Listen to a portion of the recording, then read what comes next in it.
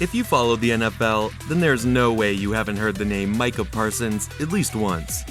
This kid is an absolute beast on the field and is breaking records all over the place. Hello, and welcome to our channel.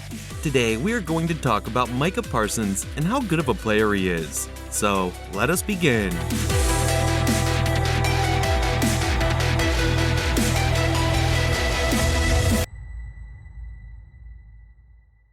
Micah Parsons played a pivotal role in the Dallas Cowboys' blowout win over the Cincinnati Bengals on Sunday. He concluded Week 2 with 2 sacks, 8 quarterback pressures, and a 22.9% pass rush win rate. Following up on a 2-sack showing in Week 1 against the Buccaneers, this is a notable development. Parsons now joins the likes of Charles Haley, DeMarcus Ware, and DeMarcus Lawrence as the only Cowboy players with multiple sacks in the first 2 games of the season.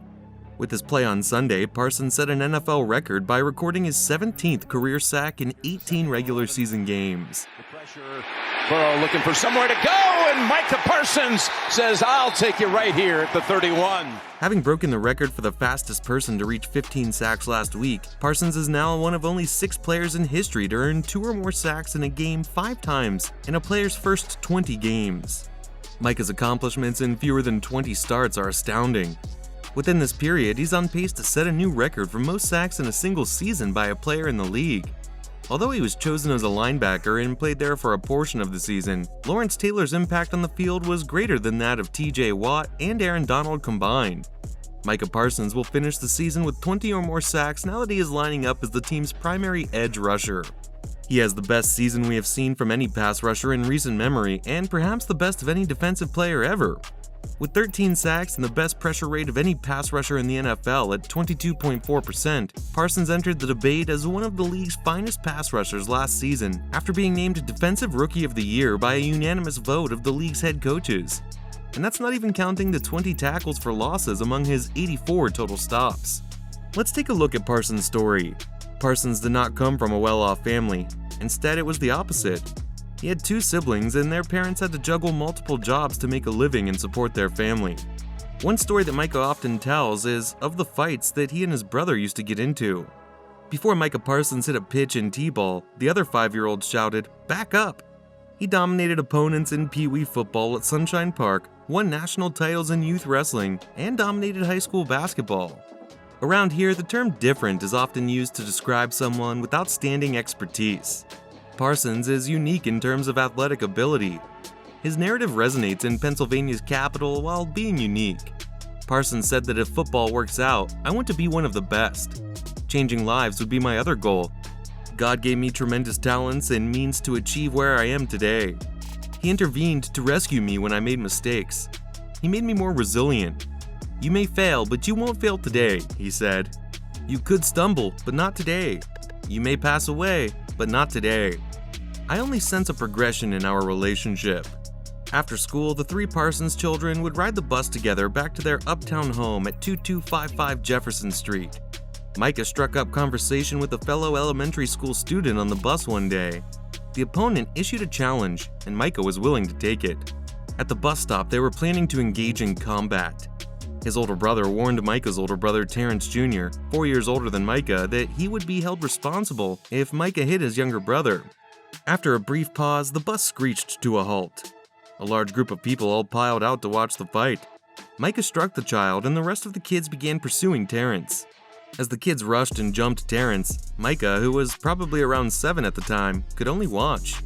The second oldest Parsons sibling, Shatara, did all she could to stop the beating by using only the tools at her disposal. The place where Micah grew up, Harrisburg, is reflected in many ways throughout his childhood. Instability and conflict were present. There were occasions when he wasn't given the credit he deserved. The initial years of his life were spent in Uptown, one of the area's poorest and most crime-ridden areas, before an incident prompted a move. So that she could provide for her family, Sharice Parsons, Micah's mother, worked 3 jobs. She would leave the house between 3 and 7 a.m. to deliver newspapers, stay out later than usual when it snowed, and then return in time to send her children to school. Her day began with a power nap, then she went to her regular dental insurance job, then worked from 6 to 10 at night at Target.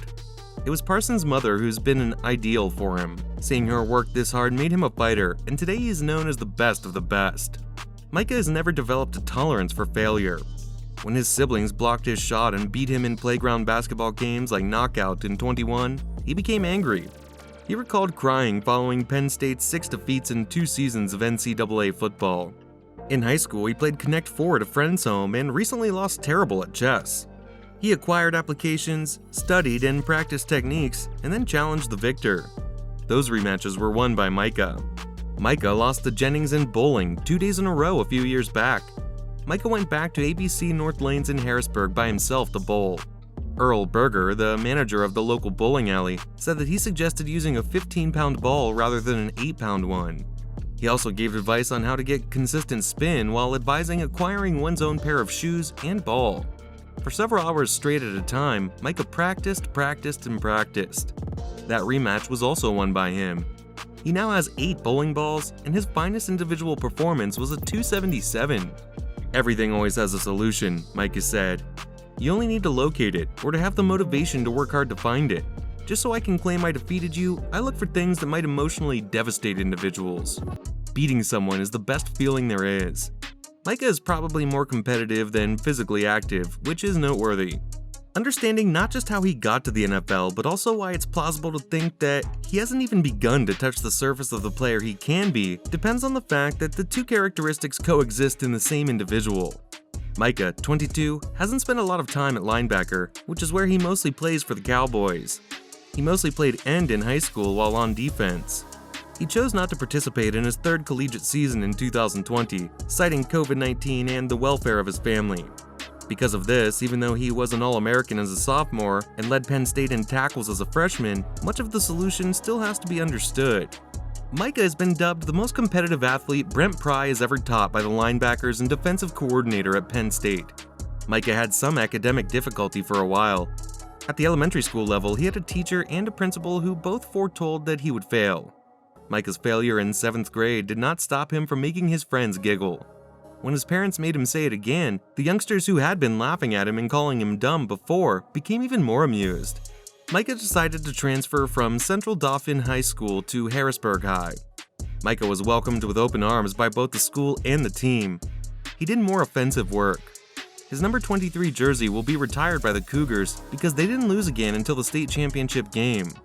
Micah then moved to Penn State, where he got into their football team and was drafted number 12 in the 2021 NFL Draft by the Dallas Cowboys.